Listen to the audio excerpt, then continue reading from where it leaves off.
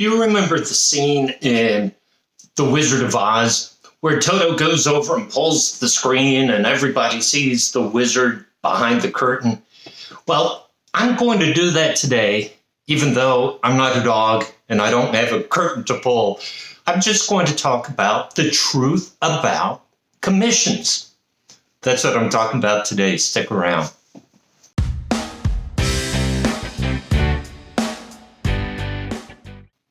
Hi, welcome back. My name's Joe Brown. I'm a realtor with Century 21, List with Beggins, located in South Tampa. Thank you so much for being here with me today.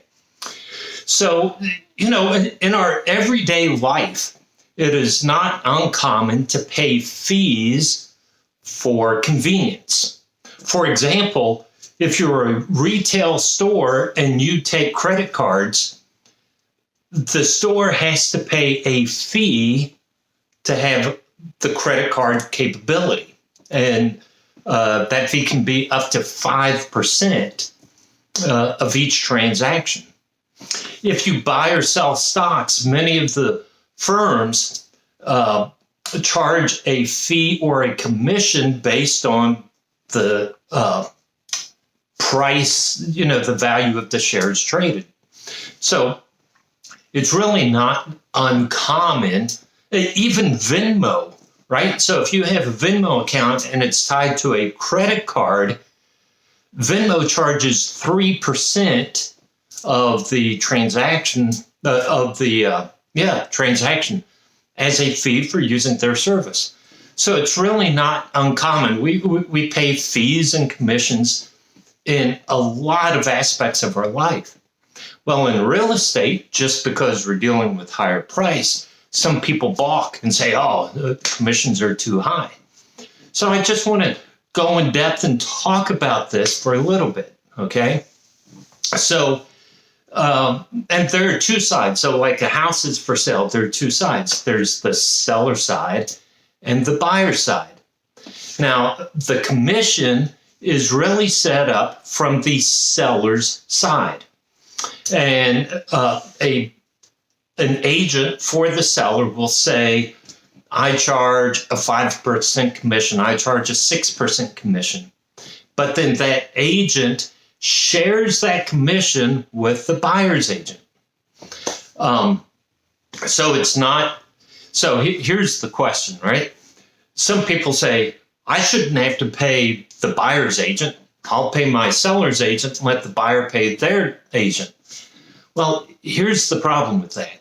The way I see it, and I think the facts play it out. If you do that, many, many, many buyers would not be able to afford a home, right? Because that amount comes off of, it's extra to their down payment. And the mortgage company will not pay. The mortgage company is going to pay for the house, not for any fees over and above.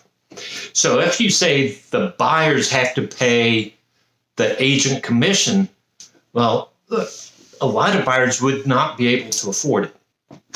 However, in reality, the buyer is paying for it because the seller is getting money from the buyer. And so they take a percent to the listing agent, and the listing agent shares their commission with the buyer's agent. So, and you may say, wow, they make a lot of money. Well, let me get to that. So I want to share a graphic with you, and let me just throw it up here for a second. I'm using a home value of $500,000. And you can see that at the top line, right? The home value is $500,000. And either from a buyer side or a seller side, so let's say the seller's agent said, I'm charging a 5% commission. So of $500,000, it's $25,000. $25,000 commission. Well, that $25,000 is split between the seller's agent and the buyer's agent.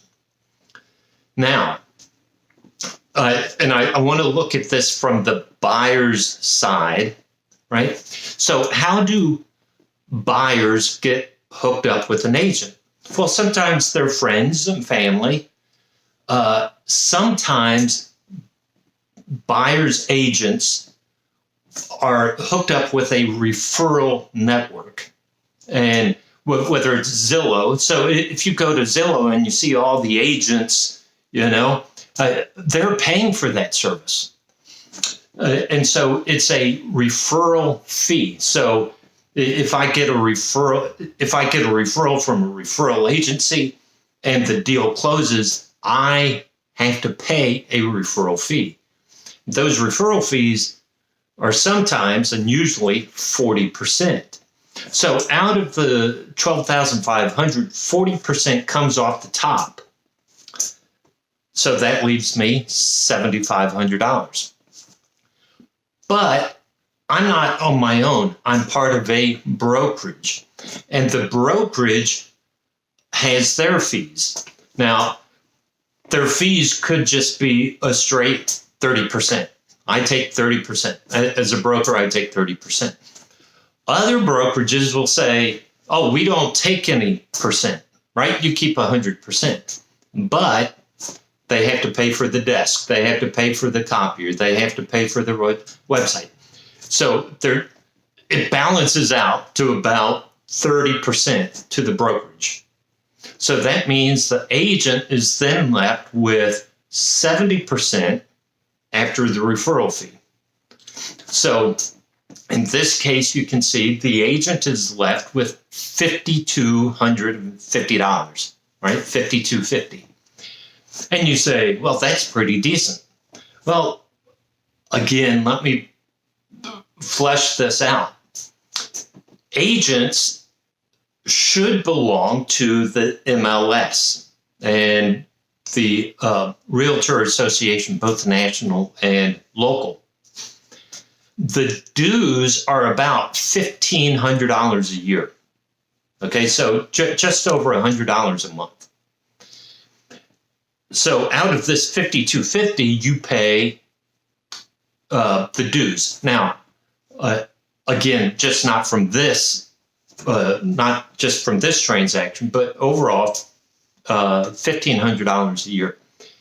For every transaction, and it's done by quarter, the agent, because they're self-employed, has to pay a self-employment tax, right? And Social Security tax every quarter.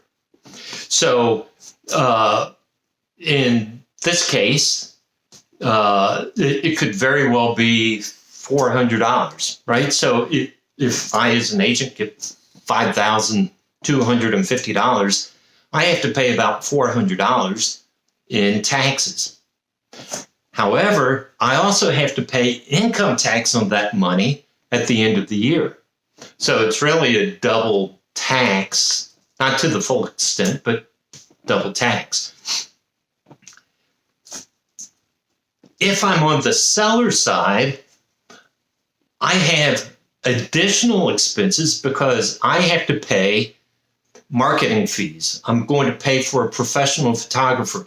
And listen, if you're selling your home and your agent says, oh, I'll save money and do my own pictures, let me tell you, I've seen some of those. It doesn't make your house look good.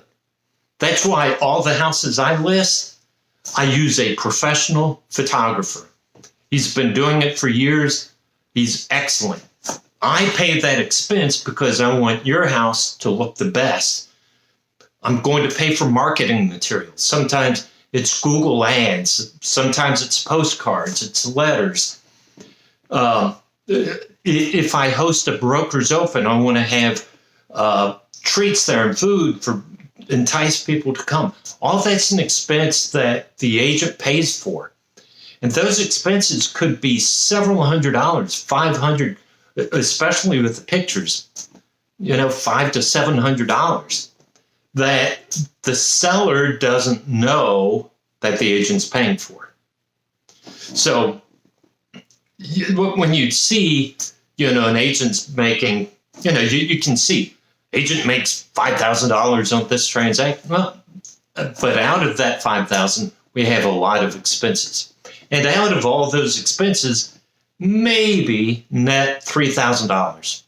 Maybe, right? Now, you can say, well, what if you don't pay a referral fee? Okay, so that $5,200 then goes to $8,700, right? And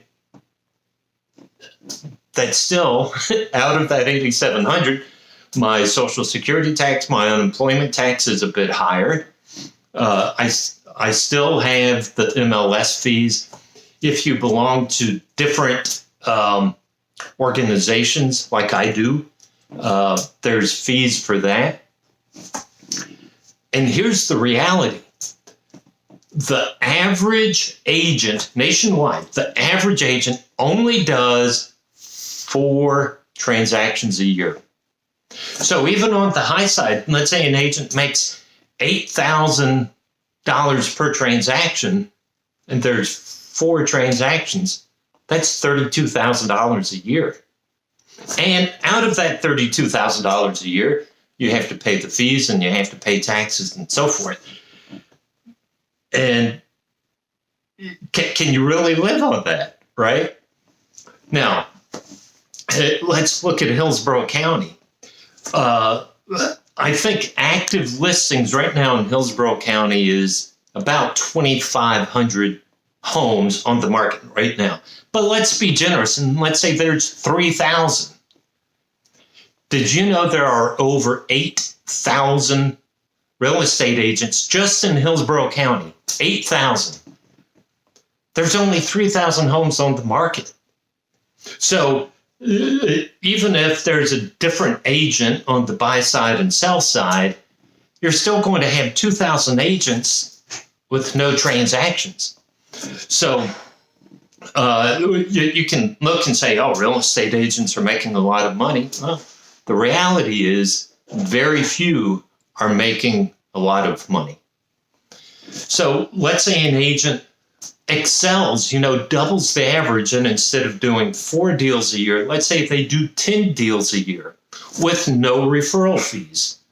Well, then this 8,000, 8,200 then becomes 82,000, right?